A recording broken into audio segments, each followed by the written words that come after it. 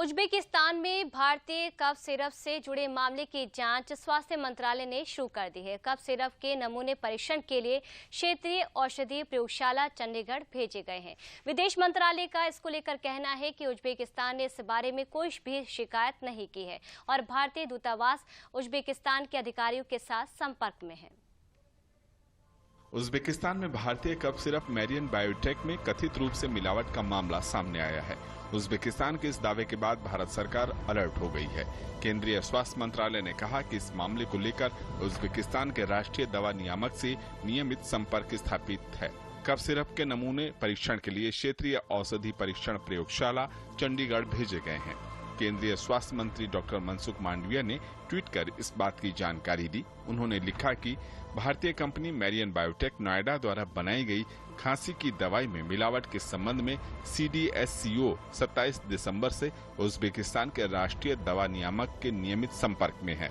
सूचना मिलने के फौरन बाद उत्तर प्रदेश ड्रग कंट्रोल और CDSCO की टीम द्वारा मैरियन बायोटेक की नोएडा सुविधा का संयुक्त निरीक्षण किया गया। इसकी रिपोर्ट के बाद ही आगे जरूरी कदम उठाया जाएगा। विनिर्माण परिसर से कफ सिरप के नमूने लिए गए और परीक्षण के लिए क्षेत्रीय औषधि परीक्षण प्रयोगशाला चंडीगढ़ भेजे गए हैं। वहीं मैरियन बायोटेक फार्मा ने कहा कि सरकार कारणों की जांच करा रही है। रिपोर्ट के बाद ही कारण स्पष्ट हो पाएगा। सारे जो दिए हैं अभी जो है अंडर प्रोसेस में, कोई सेल नहीं हो रहा, कुछ भी नहीं हो रहा है। जो मतलब जो है कहते हैं अब जो गवर्नमेंट हमारी तरफ से कमी नहीं, वहाँ क्या हुआ उस अब कमेंट नहीं कर सकते। इस बीच विदेश मंत्रालय ने कहा कि उज्बेकिस्तान ने इस बारे में कोई शिकायत नहीं की है। हमारा दूतावास उज्बेकिस्तान के अधिकारियों के साथ संपर्क में है। Uzbek authorities have not formally taken up the matter with us. Nevertheless, our embassy has contacted the Uzbek side and is seeking further details of their own investigation. We understand that legal action has been initiated by the Uzbek authorities against some people, including the local representative of the company there. And in that context, of course, we are extending necessary consular assistance to those individuals or individuals. इस बीच इस मामले को लेकर सियासत भी शुरू हो गई है।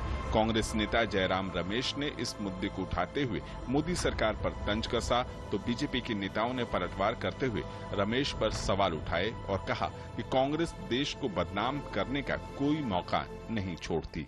कांग्रेस के वरिष्ठ नेता जयराम रमेश जी ने एक बयान दिया है जो बड़ी कांग्रेस की दुखद और द्वेषपूर्ण नीति को बताता है। जाम्बिया और उज्बेकिस्तान में कुछ बच्चों की गलत दवाई पीने से मृत्यु हुई और दोनों देशों की सरकारों ने यह बात कही कि गलत दवाई के कारण उनकी मृत्यु हुई, पर चूंकि दवाई बनाने वाली कंपनी भारतीय थी तो इन्होंने कहा कि मेड इन इंडिया दवाई के कारण मृत्यु हुई, जबकि सरकारों ने कहा गलत दवाई दिए जाने के कारण उनकी मृत्यु हुई। मुझे समझ में नहीं आता है कि भारत को बदनाम करने का कोई मौका ही कांग्रेस पार्टी नहीं छोड़ती है। क्यों इतनी घृणा है? अरे मोदी जी के प्रति घृणा और अवमानना आपके मन में है तो भारत को बदनाम करने के लिए सीमा तक जाते हैं। फिलहाल आरोप प्रत्यारोप अपनी जगह है, लेकिन मामले की जांच हो रही है। इसके बाद ही कुछ कहा जा सकता है।